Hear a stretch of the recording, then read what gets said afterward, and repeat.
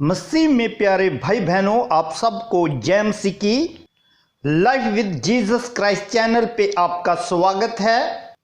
आज हम प्रार्थना के विषय में बात करेंगे। ऐसी प्रार्थना जो पहाड़ जैसी समस्याओं को भी अखाड़ कर समुद्र में डाल दे। आप ऐसी प्रार्थना कर सकते हैं। ऐसी प्रार्थना करने के लिए प्रभु यीशु मसीह ने मुख्य 4 बातों को सिखाया। इन 4 बातों को सीखने से पहले मैं आपसे बात करना चाहता हूं।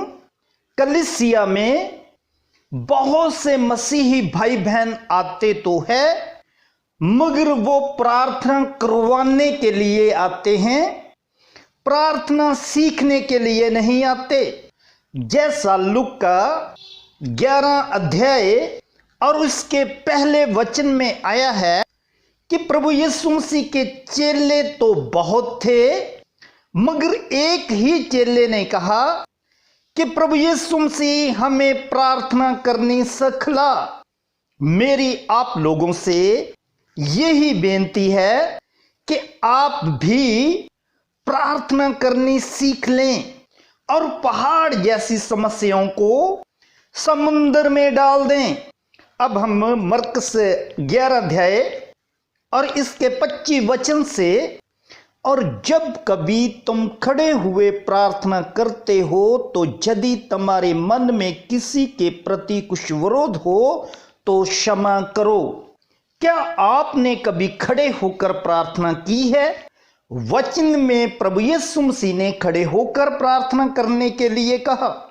आइए आज हम पवित्र वचन से खड़े होने के अर्थ को जाने। प्रभु यीशु मसीह ने ऐसा क्यों कहा? इस बात को सीखने की जरूरत है। जब हम इसी ही अध्याय को 20 वचन से पढ़ेंगे तो प्रभु यीशु मसीह जो चेलों को सिखाना चाहता था उसके बारे में आपको भली भांति समझ आ जाएगी। प्रभु यीशु मसीह ऐसी प्रार्थना सिखाना चाहते थे जो पहाड़ जैसी समस्याओं को समुद्र में डाल सकती है। जहां अंजीर के दरख्त के बारे में प्रभु ने बताया और समझाया, जब चेलों ने कहा कि ये कैसे सूख गया, और उसके तुरंत बाद प्रभु यीशु मसीह पहाड़ों की बात करता है कि कैसे पहाड़ उखड़कर समुद्र में जा सकते हैं। ये पहाड़ समस्या के पहाड़ हैं। ऐसी प्रार्थना करने और सीखने के लिए हम लोगों को खड़े होने का उद्देश्य पता होना चाहिए। जब समस्या हो ऐसी जो आप समझते हैं कि ये हमें नाश कर देगी, उस समय आपने खड़े होना है। खड़े होने का अर्थ आपने बिल्कुल तैयार होना है। खड़ा होना तैयारी को बतला रहा है। दूसरी बात 25 वचन में है, आपने हलीम होना है। हलीम व्यक्ति ही दूसरे को क्षमा कर सकता है।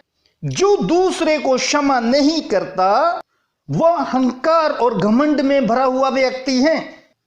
तीसरी बात 22 वचन में लिखी हुई है, प्रार्थना के वक्त परमेश्वर पर विश्वास करना है।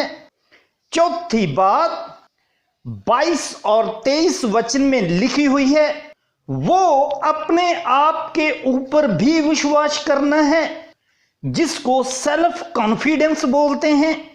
यदि आप बार बार दूसरों से या अन्य सेवकों से या अपने सेवक से प्रार्थना करवाते रहते हैं तो आपको अपनी प्रार्थना के ऊपर सेल्फ कॉन्फिडेंस नहीं आएगा।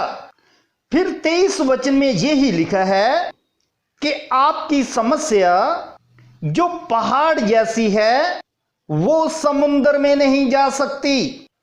चौथी बात पे आपको ध्यान देने की जरूरत है।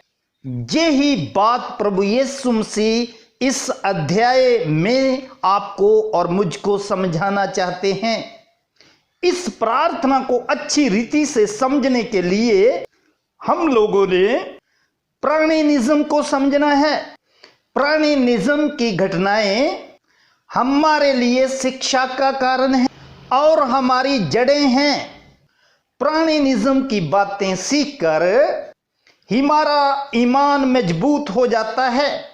इन वचनों में जो कुछ प्रभु यीशु मसीह ने बताया है, इस प्रार्थना का प्रकाश निर्गमन 14 अध्याय में दिया गया है। 13 वचन में मूसा ने कहा, डरो मत और खड़े रहो। और 14 वचन, यहोवा आप ही तुम्हारे लिए लड़ेगा, इसलिए तुम चुपचाप रहो। आमीन।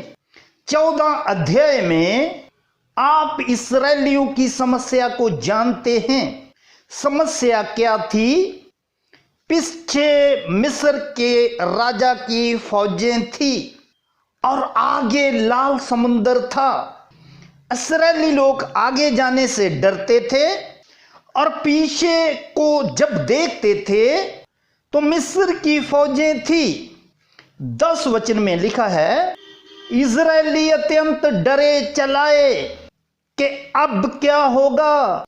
समस्या के अंदर मौत नजर आ रही है। अभी समस्या ऐसी की वैसी ही थी, पर मूसा ने इस्राएलियों को कहा कि तुम चुपचाप खड़े रहो, यहोवा परमेश्वर आपके लिए लड़ेगा।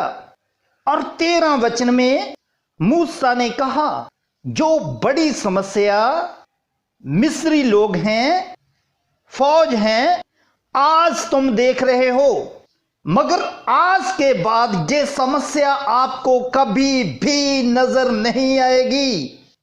ये समस्या कहां जाएगी? मूसा को कॉन्फिडेंस था कि ये बड़ी समस्या समुंदर में जाएगी। 14 अध्याय को जब पूरा स्टडी करोगे तो आपको नजर आएगा कि इस्राएलियों के ऊपर से ये समस्या सदा के लिए चली गई। इसी बात के प्रकाश को समझाने के लिए प्रभु यीशु मसीह ने मरकुस 11:23 को बोला, मैं तुमसे सच कहता हूं कि जो कोई इस पहाड़ से कहे तू उखड़ जा और समुद्र में जा पड़, और अपने मन में संदेह ना करे वरन प्रतीति करे कि जो मैं कहता हूं वह हो जाएगा, तो उसके लिए हो वही होगा। आमीन। प्रिय भाई बहनों, आपके लिए अत्यंत जरूरी है कि आप प्रार्थना करनी सीखें और खड़े होने का मतलब अर्थ जाने। ये 4 बातें अपने जीवन में लेके आए। खड़े होकर दूसरे को क्षमा करें, परमेश्वर के ऊपर प्रतीत करें, अपनी प्रार्थना पर खुद विश्वास करें और परमेश्वर के साथ खड़े हों, ना कि संसार और शैतान के साथ।